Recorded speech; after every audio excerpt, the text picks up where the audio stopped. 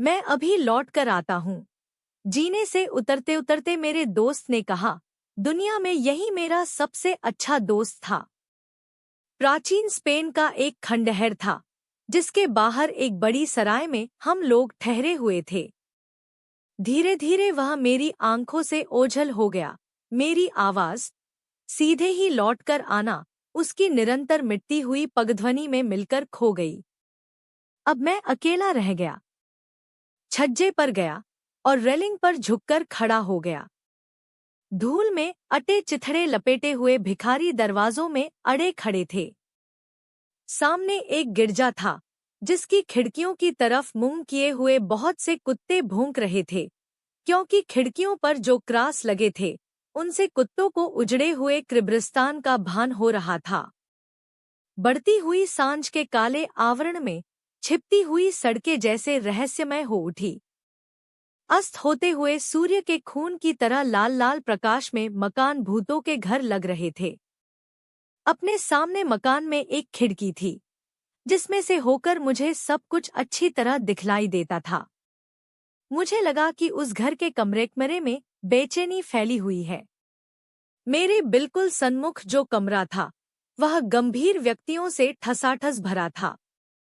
उसमें ईसा मसीह की एक बड़ी तस्वीर थी, जिसके चारों तरफ मोमबत्तियां जल रही थीं और फूलमालाएं बिखरी हुई थीं और जिनसे बिल्कुल ताज़ा खून बहता मालूम हो रहा था। मेरे देखते देखते वे व्यक्ति उस तस्वीर के सन्मुख साष्टांग लेट गए। गली के नुक्कड़ पर खंभे में लगा हुआ लैंप यकायक जल उठा, चमक उठा अपने हरेनीले प्रकाश में। मैंने अपनी घड़ी देखी। दोस्त को गए हुए पूरा घंटा भर हो चुका। चिंता मुझे घेरने लगी। जब से मैंने इस प्राचीन नगर पर अपनी पहली नजर डाली थी, डर तो जैसे मेरे दिल में समा गया था। मैंने कल्पना की, दोस्त को कहीं किसी ने पकड़कर लूट लिया होगा और फिर कौन जाने कृत्य भी कर दिया हो। और मुझे तो यह भी नहीं मालूम कि आखिर वह गया किधर है और क्यों। मैं तरह तरह की भयानक बातें सोचने लगा। कहीं परदेशी जानकर तो उसे किसी ने अपने चंगुल में नहीं फंसा लिया। मैंने एक एक राहगीर को देखना शुरू किया, पर वे सबके सब संदेह भरे ही मालूम पड़े। बीमारी और बुढ़ापे से विकृत बूढ़िये थीं, अधनंगे बच्चे थे, जिनके बहुत रोने चिल्लाने पर उनकी माताएं उन्हें अपनी सूखी हुई छातियां चूसने को दे देती थीं। फिर बड़े बर्बर आदमी थे, जिनके हाथ में चमकती मूठदार लठ थे। खूंखार घोड़ों का एक दल अपने नाल लगे खुरों को टपटपाते हुए निकल गया। अंधेरा घना होता चला गया। राजपथों पर खूब रोशनी हो गई। एक के बाद एक गिरजे का टावर जैसे सजग हो गया। घंटे बजने लगे। मेरे सामने वाले गिरजे के विशाल द्वार खुले हुए थे, जैसे जम्हाई लेने के लिए किसी विशालकाय जीव ने मुंह फाड़ दिया हो। इनके अंदर जनसमूह की भीड़ समाई चली जा रही थी। कीड़े-मकोड़ों की तरह इस भीड़ के आदमियों को गिरजे में अंदर समाते देखकर मैं बेचैन हो उठा। मुझे लगा कि कहीं मेरा दोस्त भी इसी भीड़ में रलकर अज्ञात के गर्त में विलीन न हो गया हो, उस अज्ञात के गहर में, जिसमें से कि कांसे के घंटे की पिस्ती और किटकिटाती आवाज निकल रही थी। और इस भयावह वातावरण में शायद मैं चीख पड़ा था, क्योंकि एक बुढ़ा जो सड़क के उस किनारे पर कुछ देर से खड़ा मुझे ताक रहा था और जो मुझसे कुछ बात करने के लिए कोई बहाना सा खोजता लगता था, अब मेरी तरफ घुन्नाता और घूरता हुआ चल दिया था। परेशानी के मारे मैं ऐंठा जा रहा था। हमारा कमरा पुराने ढंग का था, जिसमें बहुत सी दीवारें और कोने थे। इन कोनों में ढेर का ढेर जमा हुआ गहन अंधेरा भयानकता को और भी बढ़ा रहा था। मैंने जल्दी जल्दी कपड़े पहने और निकल पड़ा। पहले मैंने ठीक ढंग से शहर में चारों तरफ अपने दोस्त की तलाश की, पर वह कहीं न मिला। मेरा सिर घूम गया और जैसे बुखार चढ़ आया। इसी बुखार में फिर मैं अंधाधुंध शहर में इधर-उधर चक्कर काटने लगा। पत्थर के पुल पर झुके हुए आवारों में ढूंढा, शराब की भट्टी में डटे हुए पियक्कड़ों में ढूंढा, पर कहीं उसका नाम निशान नहीं था। मैं बार बार अशुभ आकांक्षाओं को अपने दिल से निकाल रहा था, पर वे बार बार अपना घर किए ही जाती थी। आंखें मेरी जैसे दर्द के मारे फटी जा रही थी और दिल जैसे किसी पाप के बोझ से दबा जा रहा था। मैंने लौटने का संकल्प किया, लेकिन मैंने अपना कदम उठाया भी नहीं था कि दोस्त के लिए मेरी चिंता मिट गई और मैं स्वयं अपने लिए चिंतित हो उठा। मुझे डर लगने लगा। वह चाहे मरा हो या जीता हो, मुझे तो एकदम वापस चलना चाहिए। उफ!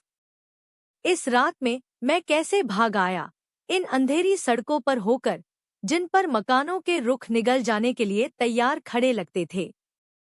अंधकार की कालिमा में लिपटे हुए चौराहों पर खड़े हुए वे टावर ऐसे लगते थे मानो सितारों तक पहुंचने के लिए अज्ञात की नींव पर वे खड़े किए गए हों।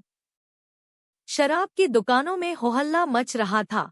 सुनसान में नजदीक के मकानों से टकराकर लौटती हुई मेरे पैरों की आहट तोप की सी गर्जन मालूम हो रही थी।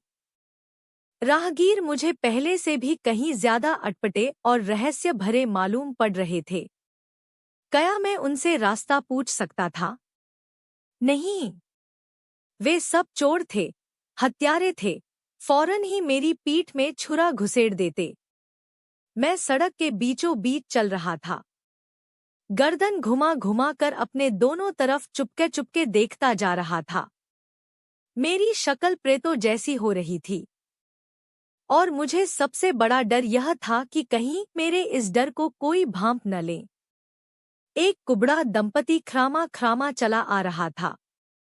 उनसे बचने के लिए मैं बिजक कर पीछे हट गया। फिर एक कुरूप औरत मेरे नजदीक आई और न जाने क्या अंटशंट मेरे कानों में कह गई।